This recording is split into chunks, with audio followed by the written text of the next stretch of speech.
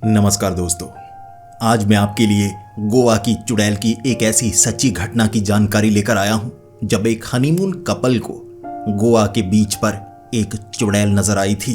और वो चुड़ैल आखिर उन्हें दिखना कैसे शुरू हुई और इसका असर उनकी जिंदगी पर कैसे पड़ा, ये आपको इस कहानी में जानने को मिलेगा।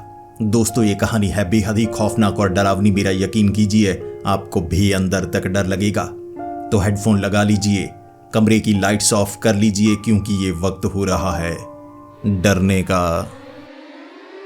तो ये कहानी है पुणे के रहने वाले ऋषि की। ऋषि की नई नई शादी हुई थी और दिसंबर में शादी ज़रूर हो गई थी, क्योंकि वो वहाँ पर एक रेस्टोरेंट चलाते हैं। तो शादी के बाद हनीमून पर जाने का मौका नहीं मिला, क्योंकि शादी में बहुत ज़्यादा उनका रेस्टोरेंट बंद रहा था, छुट्टियाँ करनी पड़ी थी। जिसके बाद उनका ज़्यादा ध्यान अपने रेस्टोरेंट पर था, क्योंकि वो अपने रेस्टोरेंट को बड़ा भी कर रहे थे। बीच में शादी भी आ गई, तो 6 महीने तक वो अपनी बीवी मीरा के साथ हनीमून पर नहीं गए थे।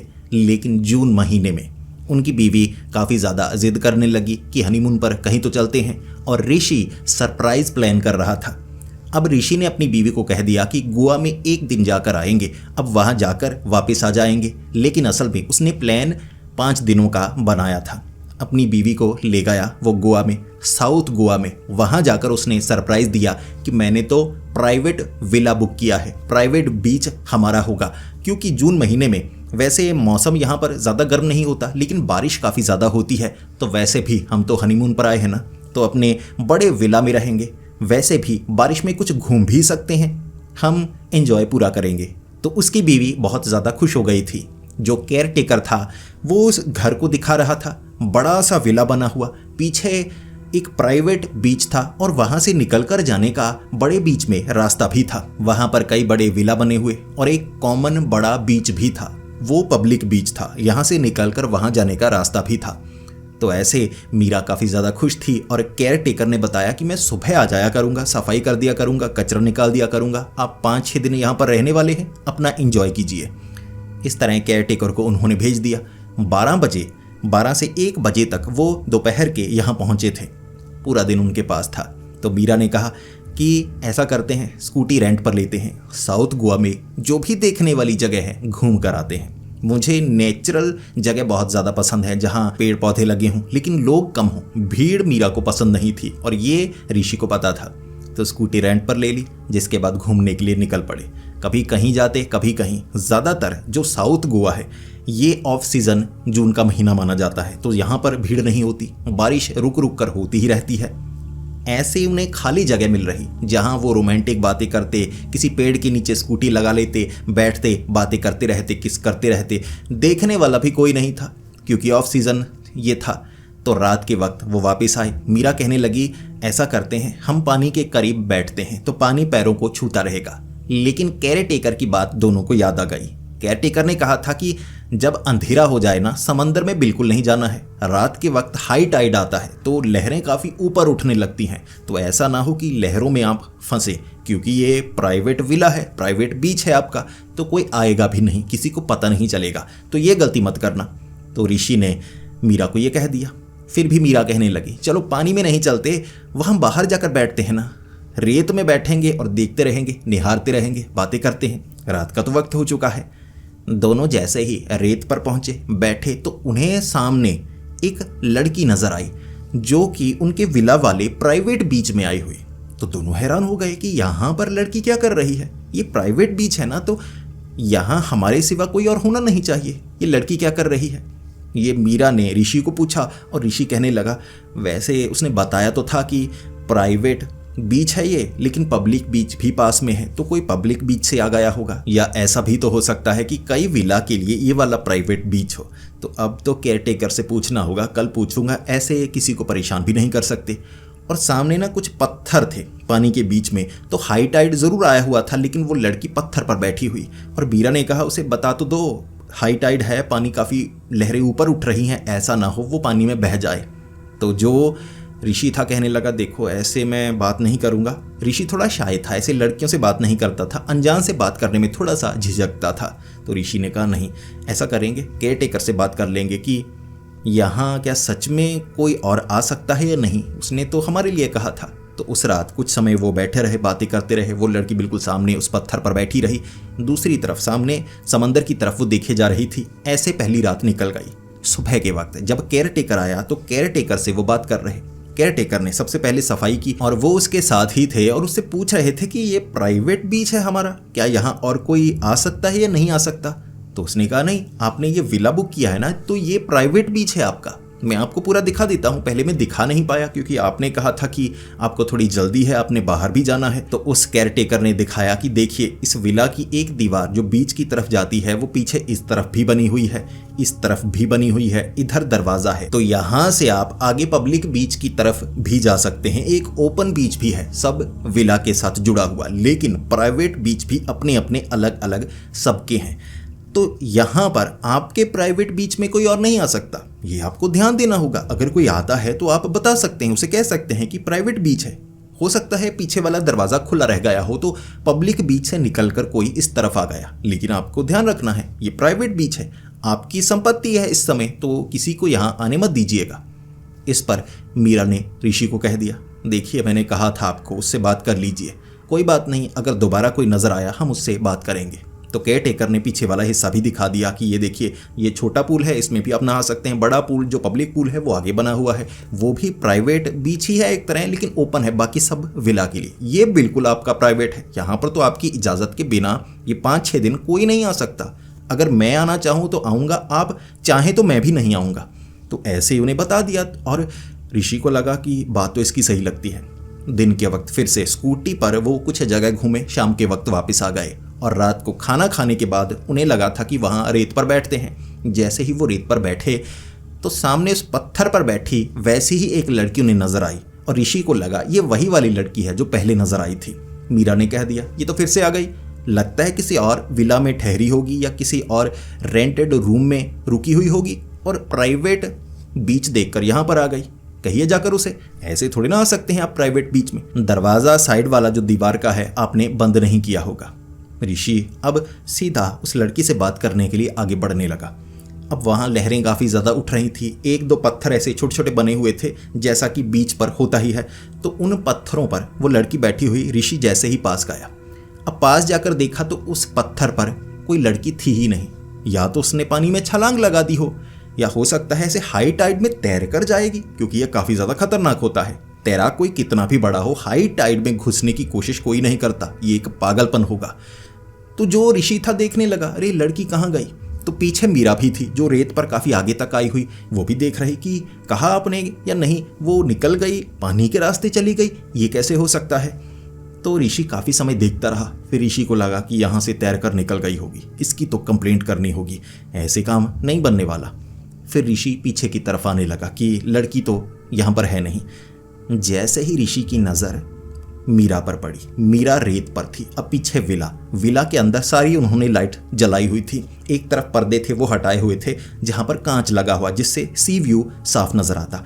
तो वहाँ पर ऋषि को सीधा विला के अंदर कांच के पीछे वो लड़की नजर आई, वही कपड़े पहने हुए, साफ नजर आ रही। दूरी ज़्यादा थी तो चेहरा पहचान में नहीं आ रहा, लेकिन वैसी ही लड़की थी जैसी उस पत्थर पर बैठी हुई। ऋषि घबरा गया, यहाँ से निकलकर वो पीछे कैसे चली गई। अरे विला के अंदर कोई कैसे आ सकता है, बीच तो माना प्राइवेट है, गलती हो गई होगी कि ये मेरे वाला है या उसके वाला है, लेकिन किसी विला के अंदर कोई नहीं आ सकता, ये ज़रूर कोई चोर लगती है। तो ऋषि जल्दी से भागकर पीछे की तरफ आया और मीरा ने पूछा क्या हुआ। तो ऋषि ने कहा वो देखो हमारे विला के अंदर वो लड़की। मीरा ने पीछे मुड़कर देखा, वो लड़की विला के अंदर थी। दोनों भागकर अंदर गए, उसके बाद अंदर वो लड़की मौजूद नहीं। इधर उधर देखने लगे, 2-4 कमरे थे, देखे उन्होंने, उसके बाद अंदर से सब कुछ लॉक कर लिया कि यहाँ तो विला के अंदर कोई आ रहा है, ये तो गलत बात है, ये तो हमें केयरटेकर ने बताया ही नहीं, कहीं और से अंदर आने का रास्ता है। अब पीछे से घूमकर दीवार के पास से भी इधर आने का कोई ना कोई रास्ता होगा, तभी तो वो अंदर आ गई। अब इसके बाद अगले दिन जब केयरटेकर आया तो ऋषि सीधा उसे गुस्से में बोलने लगा कि यहाँ एक लड़की आती है, कभी पीछे बीच में बैठी होती है पत्थरों के ऊपर, कल तो सीधा अंदर आ गई। तो उसने कहा आपने मुझे फ़ोन करके बताया क्यों नहीं। ऋषि कहने लगा मुझे लगा मैं सुबह बताऊंगा। ऐसे थोड़ा मीरा के साथ भी केयरटेकर का झगड़ा हुआ और केयरटेकर ने कहा अगर आपको आपके सिवा यहाँ कोई भी नज़र आता है तो फ़ोन कीजिए, कंप्लेंट कीजिए, मैं पहुँच जाऊँगा या किसी न किसी को भेज दूंगा। ऐसे कोई घर के अंदर कैसे आ सकता है। अब ये बात का पता ऋषि को लगा, मीरा को लगा, उन्हें भी अंदर से महसूस हुआ कि गलती उनकी थी। फोन उन्हें कर देना चाहिए था अगर कोई उनके विला के अंदर आता है या प्राइवेट बीच में आता है। इस तरह दिन के वक्त वो घूमते रहे और पति पत्नी में छोटा मोटा झगड़ा भी हुआ। रात तक वो झगड़ा ठीक हो चुका था। उसके बाद दोबारा वो रेत पर बैठे और देखने लगे कोई लड़की वहां पर आती है या नहीं, मैं फोन घुमा दूंगा। इसके बाद क्या था कि बीच पर उन्हें कोई लड़की नजर नहीं आई। थोड़ा घूमे, आगे तक गए, पानी के काफी करीब गए, लेकिन लहरें उठ रही थी तो पीछे आ गए। ऐसे उन्होंने लगभग 20 से 30 मिनट वहां रेत पर बिताए। उसके बाद उन्हें लगा कि वापस विला में आना चाहिए। जैसे ही अंदर की तरफ आए तो उन्हें रेत के बिल्कुल सामने खड़ी वो लड़की नजर आई। ऋषि आ गया गुस्से में। ऋषि को लगा कि ये लड़की यहाँ कैसे आ जाती है, अब नहीं छोड़ने वाला। भागेगी तो किस तरफ भागेगी, मैं पीछे पीछे भागूंगा। तो ऋषि जल्दी से उसके पीछे भागा। वो भागी नहीं बल्कि धीरे धीरे आगे की तरफ देख रही थी तो पैरों को ऐसे चलाने लगी, पीछे की तरफ चलाती गई और बिल्कुल विला का वो जो दरवाजा था जहां कांच लगा हुआ, पर्दे लगे, बाहर आने का रास्ता बीच की तरफ, तो वहां खड़ी हो गई। चेहरे के ऊपर पूरी रोशनी पड़ रही। ऋषि भागता भागता जैसे उसके करीब गया, करीब से उसका चेहरा देखा। मैले कुचैले उसके कपड़े थे, अजीब सा उसका चेहरा था। चेहरे के ऊपर कालिख लगी हुई और बाल एक तरफ से झड़े हुए, जैसे एक तरफ उसने ऐसे बाल किए हुए थे और इस तरफ बाल कुछ कम ही थे, झड़े हुए। भौहें उसकी अजीब सी थीं, बड़ी बड़ी, देखने में बड़ी अजीब लग रही। और पास खड़ा होकर ऋषि ने कहा, यहाँ क्या कर रही हो, तुम्हें पता नहीं है प्राइवेट बीच है, इतने दिनों से देख रहा हूँ, यहाँ तुम आते जा रही हो और विला के अंदर आने की परमिशन तुम्हें किसने दी। उसने बोला कुछ नहीं, ऐसे उंगली मीरा की तरफ कर दी। जैसे ही जो ऋषि था उसने पीछे मुड़कर देखा। अब देखो, ये वो लड़की खड़ी है, ये ऋषि खड़ा है। उसने इशारा किया कि मीरा की तरफ, तो ऋषि ने जैसे पीछे मुड़कर देखा, वो लड़की मीरा के पीछे ऐसे खड़ी हो गई थी, यहां से गायब होकर यहां आ गई। ऋषि ने पीछे देखा, वहां कोई नहीं, मीरा के पीछे वो लड़की थी। ऋषि तो घबरा गया, जो मीरा थी वो भी घबराई, क्योंकि उसने देखा सामने से गायब होती वो लड़की, लेकिन अब वो लड़की मीरा के पीछे थी। तो ऋषि जैसे ही मीरा के पास भागा, मीरा इतने में जो खड़ी थी डरकर या किसी कारणवश बेहोश हो गई और पीछे से वो लड़की फिर से गायब। ऋषि मीरा को उठाकर लेकर आया, दरवाजे वगैरह बंद कर दिए, सीधा केयरटेकर को फोन लगाया कि यहाँ पर वो लड़की थी। अब फोन पर ऐसे नहीं बताया कि वो एक भूत थी, क्योंकि भूत वाली बात पर केयरटेकर यकीन नहीं करता। केयरटेकर 15 मिनट में वहां पर पहुंच गया। कहीं गया हुआ था, वैसे तो 2-3 मिनट में पहुंच जाता, लेकिन 15 मिनट में फिर भी पूरा जोर लगाकर वो स्कूटी चलाकर आया और वहां पहुंच गया। हाँफ रहा था।